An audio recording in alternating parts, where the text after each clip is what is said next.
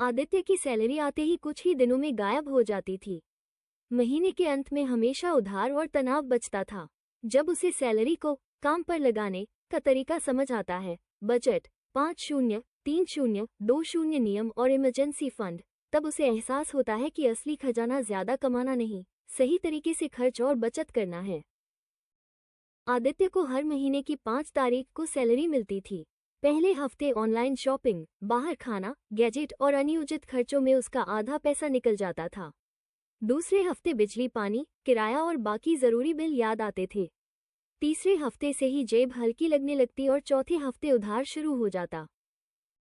दोस्तों से उधार, क्रेडिट कार्ड का बकाया और माता पिता से छुपाई हुई टेंशन, ये उसकी जीवनशैली बन चुकी थी। उसे लगता था कि शायद उसकी सैलरी ही कम है, जबकि असल समस्या कहीं और थी। एक दिन ऑफिस के फाइनेंस वर्कशॉप में किसी ने साधारण सा सवाल पूछा, आपकी सैलरी आपके लिए काम करती है या सिर्फ आपकी आदतों के लिए? ये सवाल आदित्य के दिमाग में बैठ गया। वहां एक मेंटर ने 50-30-20 नियम समझाया। 50% जरूरी खर्चों के लिए, 30% इच्छाओं के लिए और कम से कम 20% बचत, निवेश के लिए।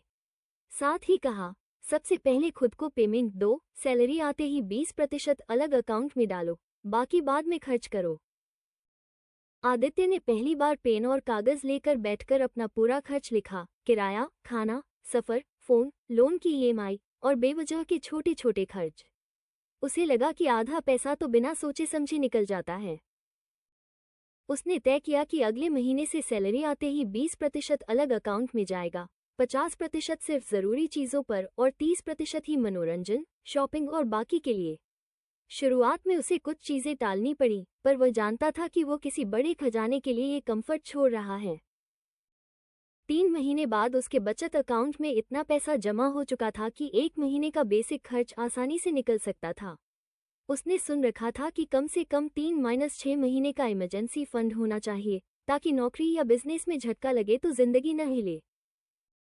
कुछ ही समय बाद कंपनी में छटनी की खबर आई। इस बार आदित्य घबराया नहीं, क्योंकि उसके पास इमरजेंसी फंड था। उसके कई सहकर्मी पैनिक में थे, लेकिन वो शांत रहकर नए अवसर ढूंढ पा रहा था। आदित्य को समझ आ गया कि सैलरी बढ़ने से ज्यादा जरूरी है पैसा संभालने की आदत बढ़ना। अब वो हर महीने अपने बजट की समीक्षा करता, छोटे छोटे लक्ष्य बनाता और पूरे होने पर खुद को सीमित तरीके से रिवॉर्ड देता।